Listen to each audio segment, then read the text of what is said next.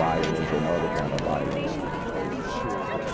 Get away! I could be at work, at school, in my car, I can still get shot by the police, but I can get shot anywhere. So it is what it is.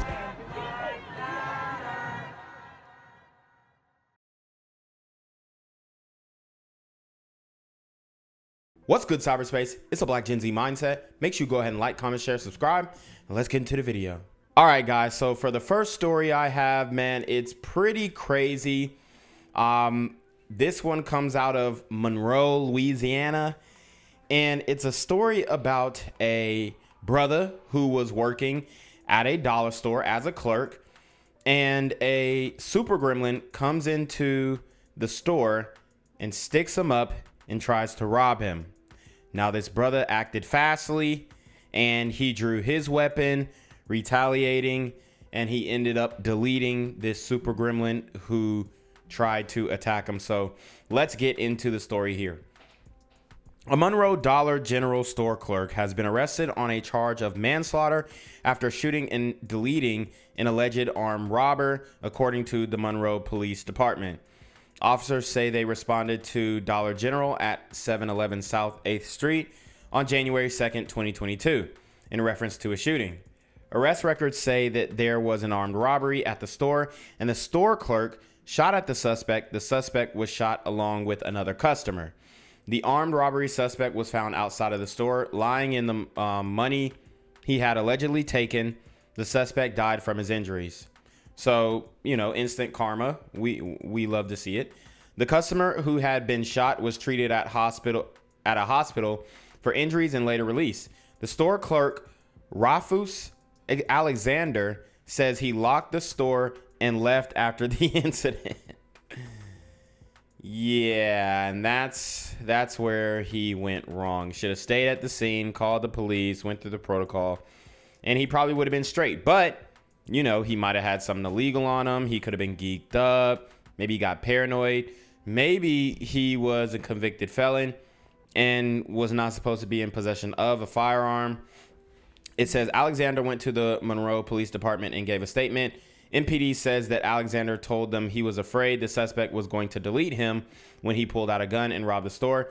Allegedly told MPD that he only shot at the suspect but did not know he hit him as the suspect continued running. Officials say that Alexander told them this was the sixth armed robbery at the store since August. Wow. So this brother has been terrorized working at the Dollar General, and you know, he was fed up and he defends himself and end up being charged with manslaughter. Now, I don't know if he was a convicted felon. He wasn't supposed to be in possession of a firearm. However, I find it very weird that a guy can't protect himself while he's on the job. It's a very messed up situation. I think that he should be let off, honestly. You know, and maybe charged with a possession charge, possession by a convicted felon. But I don't really think this is a cause for manslaughter, in my opinion. We have to protect those who are being terrorized. We have to protect seemingly law-abiding citizens. And, you know, he has to take some accountability too. You got to go through the proper protocols and channels if you don't want to be charged. So, you know, free the brother, free that man. Usually we not saying free people, but, you know, on this instance, I would say free him. The other customer, you know, it was released from the hospital same day with minor injuries. So shout out to them. But yeah, man, we need more brothers who are legally in possession and, you know, legally following protocol and defending their, you know, their jobs or their homes or, you know, themselves. So shout out to this brother right here. Breaking news right now, just into the newsroom. Police are on the scene of a quadruple shooting in Central City. We're told 4 men showed up to the hospital looking to be treated for their injuries. It was later determined that the original scene of the shooting was in the 2600 block of South Rocheblave. Wow. So you have a quadruple shooting is what they're calling it, when in all actuality, we know that to be a mass shooting, you know, according to the FBI, where 4 or more people were clapped in an incident. So the terminology, the verbiage, the way that they're trying to switch it up and make it seem less impactful is very weird and peculiar, because the reality is the FBI is going to count that as a mass shooting, and that's one of the many mass shootings that have already went down in 2023. These super gremlins are on demon time. Avenue. So right now, that's where investigators are investigating. We do have a crew on the way to the scene to get some more information to us. And as soon as we learn more, we'll make sure to pass to the new year, and police have already responded to nearly a dozen violent crimes across New Orleans. Criminologists say it isn't surprising after the amount of violence that unfolded in the city last year. So they've already responded to a dozen violent crimes 2-3 days into the new year. It's absolutely ridiculous. These super gremlins are not slowing down at all. It's going to be a rough 2023. Natasha Robin reports. Only 4 hours after the start of the new year, someone was murdered in the 1600 block of Clio Street. Besides the murder, police responded to 4 stabbings, 3 robberies, and 3 separate shootings. In one shooting, police say the victim, a tow truck driver, was surrounded by several men, and one of them threatened to shoot him. Damn. So they even going after the tow truck brothers. Shout out to all my blue collar men. Police say the tow truck driver instead shot the suspect. We had some fantasies, right, that this would go away. Didn't. Let's face it. LSU health criminologist Peter Scharf isn't surprised by the amount of crime that's already unfolded on the first day of the new year. In 2022, police investigated at least 280 homicides, according to the Metropolitan Crime Commission, a number that hasn't been that high in 26 years. Wow. So the number hasn't been that high since the 90s, y'all. 96, 97. It was a bloodbath in New Orleans. And now they are the #1 murder capital per capita. It's not looking good at all. These super gremlins are on demon time. We don't have convenient explanations. You know, we don't have COVID, we don't have George Floyd, those kind of things. There you have it. We don't have the normal excuses that we're used to making. That's what it is right there. So what was it really? Scharf believes political leadership ignored the crime problem for too long. My initial judgment, not blaming any particular person, is we didn't do enough to avert this disaster. In the final months of 2022, the city implemented a crime plan that addressed police deployment, retention, and recruitment of officers. While anything helps, Scharf says the crime data shows more is needed. There's some crime drivers that we just didn't pay attention to, and we're paying the piper for it. I wonder what those crime drivers he speaks of actually are. So help me God. So help me God. Amen. The new interim NOPD superintendent, Michelle Woodfork, says she and her team are working on a crime plan moving forward. I have. So we got a sister, the new superintendent, involved in stopping the crime. It doesn't seem like we're gonna get results anytime soon. I've put some things together on my own, and I'm going to meet with my executive team and discuss what my plan entails and see if they can add to it. She admits it was a rough start for her in the final weeks of 2022. It has been difficult to watch the shootings and murders that went on in the last week or so, but it just drives me even further. Scharf believes her focus must be on finding the right strategy to stop the violence and calm the fears of so many who say enough is enough.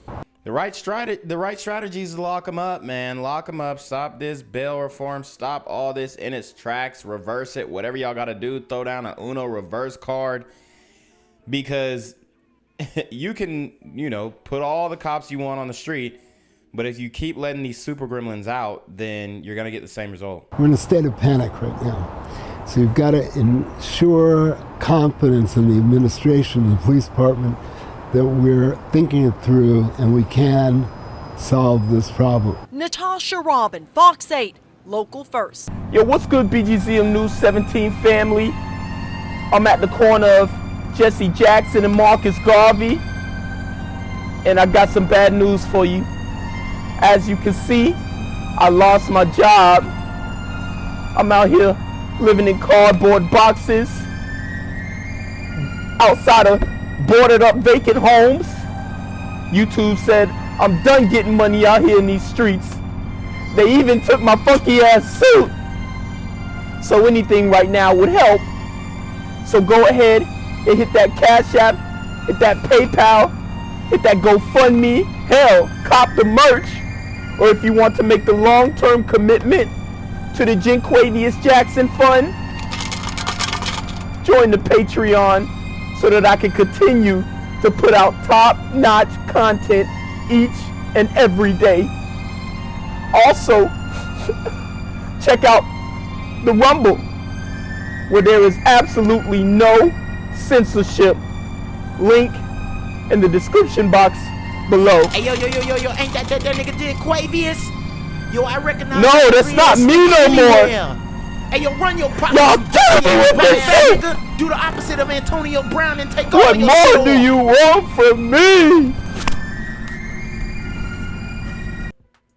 3 people found dead inside of a home in Gentilly just across the street from the fairgrounds. As Natasha Robin reports, the NOPD is investigating this case as a triple homicide.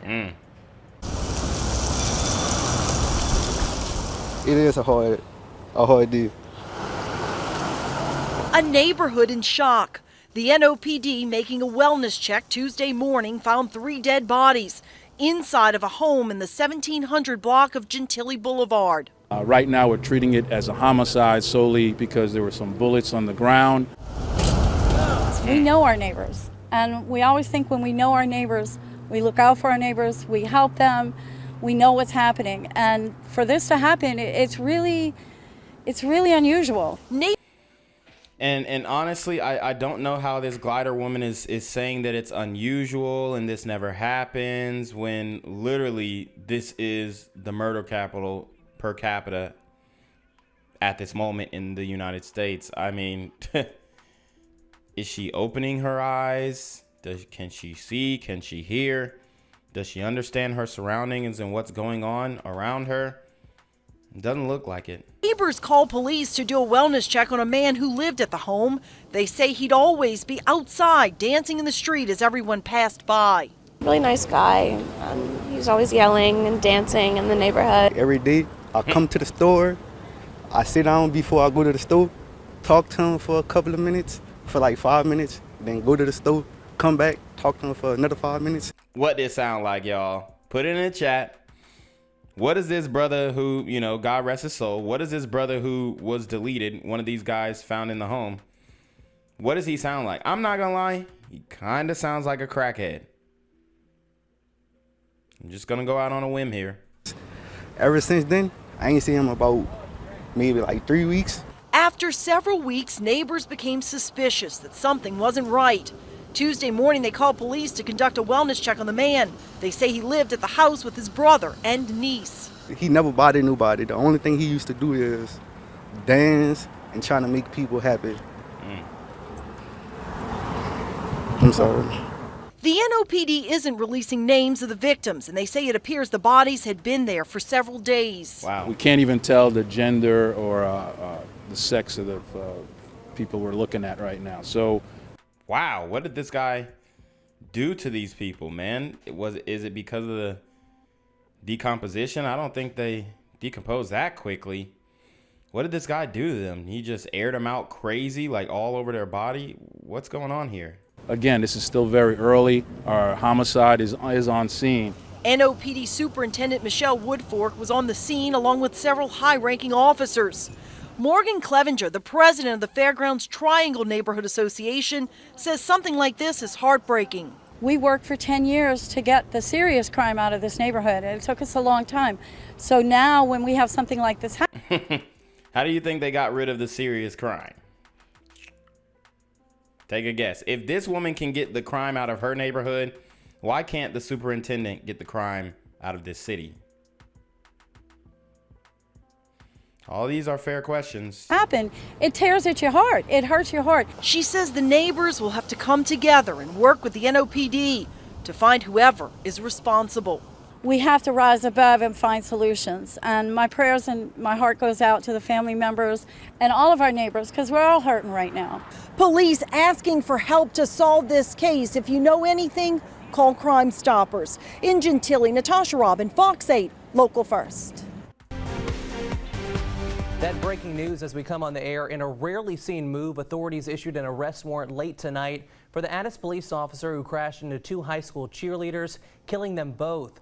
The officer has been identified as David Cauthron. He's being charged with 2 counts of negligent homicide and 1 count of negligent injuring. We're told Cauthron was trying to catch up to police pursuit yesterday when he slammed into a car with 3 people inside, 2 high school cheerleaders and the brother of one of the girls. He's in critical condition tonight. Take a look right here. The female victims were Bruley High School students, 11th grader Maggie Dunn and 10th grader Caroline Gill. This all started in Baton Rouge yesterday afternoon as BRPD officers started chasing after Tyquel Zanders, who allegedly had stolen. So here you have it. You got Tyquel Zanders. Sounds like he stole a vehicle. Indicators of demon time. Definitely I don't know, it's like a unfinished prison tat. Looks like some wings coming out here. He definitely looks like he doesn't give a damn in this picture, but it appears that he might have stolen a vehicle and took police on a high-speed chase. Stolen his father's car. That pursuit then made its way. He stole his dad's car. That's crazy. Across the river into West Baton Rouge Parish. Zanders is also facing multiple charges, including manslaughter, since the pursuit led to deaths. Our Miranda Thomas has more on this and how the community is rallying around the victims' families. Miranda. Law enforcement officials are still working to piece together what happened during a pursuit across parish lines on New Year's Eve that left 2 Bruley High School students dead and one of the victims' brother seriously injured. We're told the pursuit for the suspect, Tyquel Zanders, started in Baton Rouge over a stolen vehicle. That chase made its way to West Baton Rouge Parish, where an Odysse police officer who was trying to catch up to the pursuit ended up crashing into another vehicle, killing the 2 Bruley High School cheerleaders. Dang, so it looks like you got an officer. He was trying to do his job and pursue the vehicle. Maybe he wasn't the best driver. Maybe he was going too fast or whatnot. Maybe cars didn't get out of his way. He ended up deleting these 2 girls and then injuring one of their brothers. Okay. Very sad situation. They're charging the officer. And, I mean, I don't really know how I feel about that. I think if Tyquel, you know, our super gremlin of the hour, was the one who started the chase, then he should take on all of these charges. I don't think it's fair to charge the officer because he's trying to do his job. And I think this sets a precedent and may discourage other officers from wanting to do their job.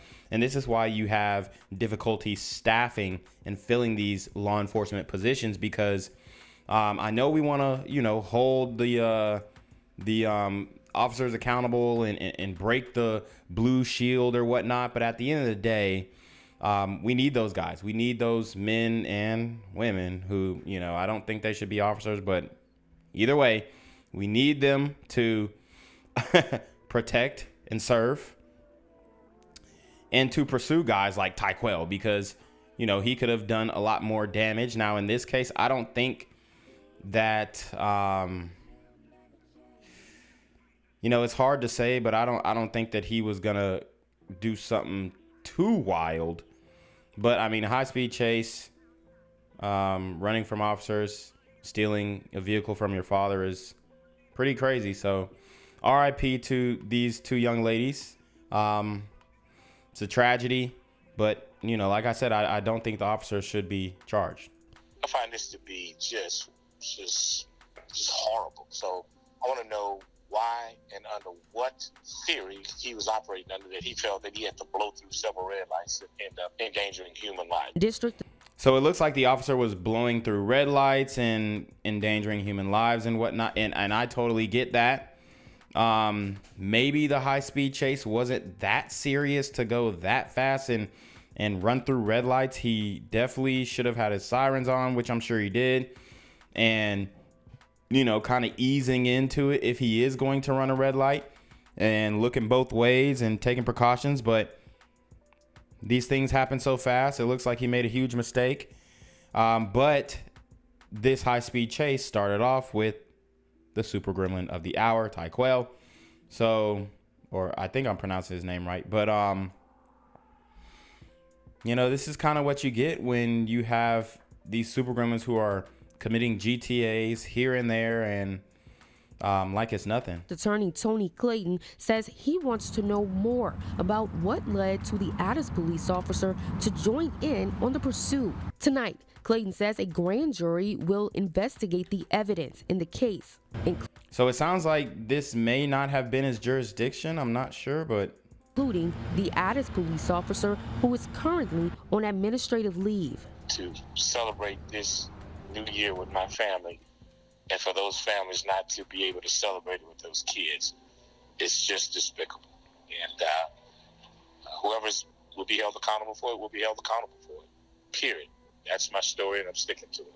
Tributes are pouring in for the girls, including this one from the cheerleading team, saying, as we mourn the tragic deaths of Maggie Dunn and Carolyn Gill, please keep their families, friends, and the BHS community in your thoughts and prayers.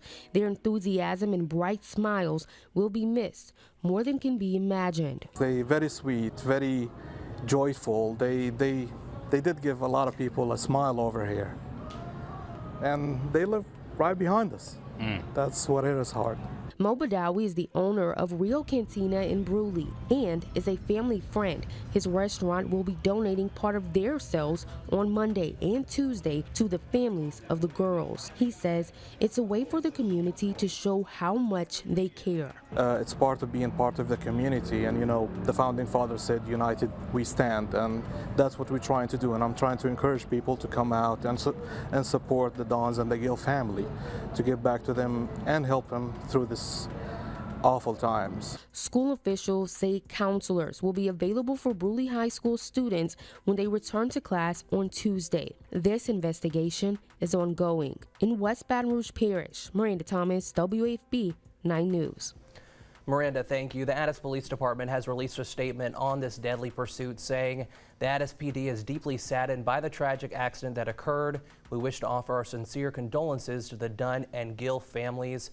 Tomorrow night, a candlelight vigil will be held at 5:30 on Bruley High School's football field.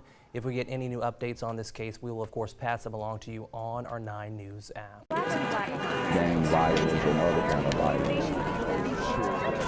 Guess what? I could be at work, at school, in my car, and I can still get shot by the police. But I can get shot anywhere. So it is what it is.